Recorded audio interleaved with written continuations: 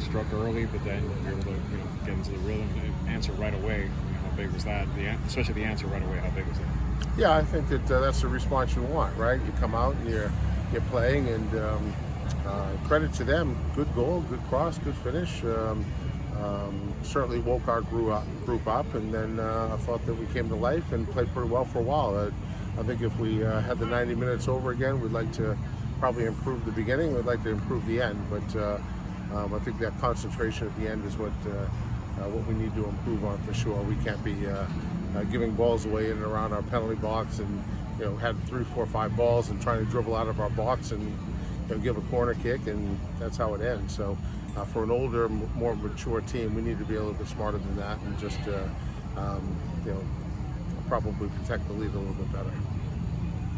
Beata's goal, especially the first one, just her skill. I know we had asked her about it yesterday.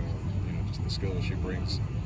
Yeah, she's a goal scorer, and I think we saw that on display. Certainly the first goal was pretty incredible, and all of you had a better view. The worst view of the field is sitting on the bench, so I kind of saw it, but I'm sure that when I go and watch it on video, it'll probably be even more impressive. But well-timed and important goal for us. What does it do for your team that a rival like this comes in and they're not concerned about ranking or anything? They attack you the way they did. That kind of good test for the team.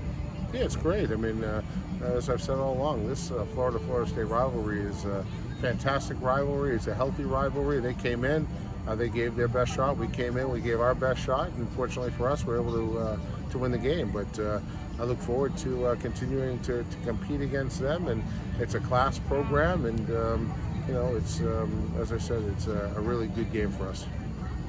To have the chance to substitute and to get some girls some playing time in the second half, how good is that moving forward, just that experience? Yeah, it's really good. We know that we have a great deal of depth, and managing minutes through the course of the season is going to be important, and trying to factor all of the elements that are in front of us, including national team call-ups and all of those different elements, and preparing for when kids are going to be away. That all kind of goes into whatever master plan there may be, and it's evolving day to day and week to week, but I think we have an awful lot of good players, a lot of talent, a lot of depth. We just have to continue to work and get them better.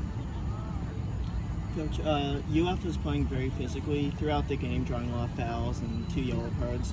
How do you prepare your team for that level of physicality and aggression?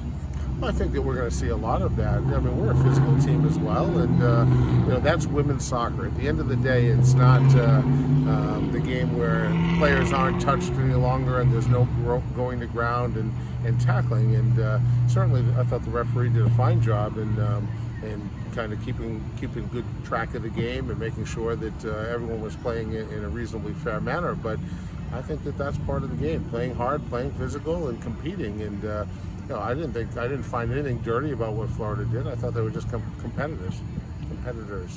So, any big picture takeaways after 5 games now? That's something you've learned about this team that maybe you didn't know before you started the year with Texas A&M?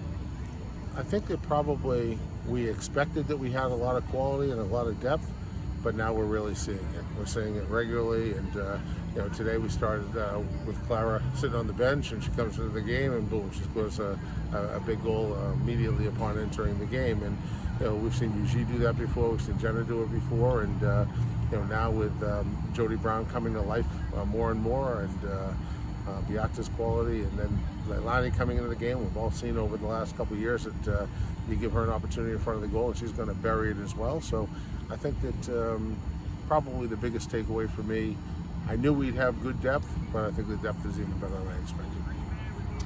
Coach, what did you see on film from Florida that made you want to play 3 in the back again for the whole game this time? Well, I think it's a matter of looking at the different shape that teams are playing in and making adjustments, and trying to make sure that we have good matchups and good spots all around the field. And we feel very comfortable in whatever shape it is that we're playing.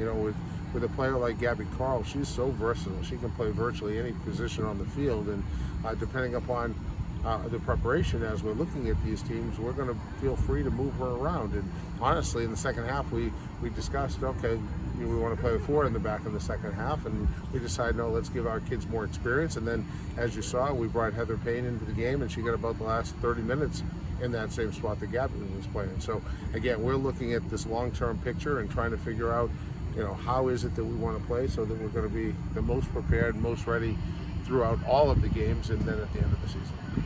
Now,